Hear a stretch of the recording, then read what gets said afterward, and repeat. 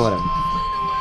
The National Weather Service in Norman has issued a severe thunderstorm warning for Northeastern Caddo County in southwestern Oklahoma, southwestern Canadian County in central Oklahoma, until 7 p.m. Central Daylight Time. At 6:11 p.m. Central Daylight Time, a severe thunderstorm was located 5 miles northwest of Cogar, moving west at 10 miles an hour. Expected hazards include 60 miles an hour wind gusts and quarter-size hail. This is a radar-indicated threat. The following impacts are expected. Hail damage to vehicles is expected. Expect wind damage to roofs, siding, and trees. Locations impacted include Hinton, Lookeba, Bridgeport, Cogar, and Cedar Lake. For your protection, move to an interior room on the lowest floor of a building.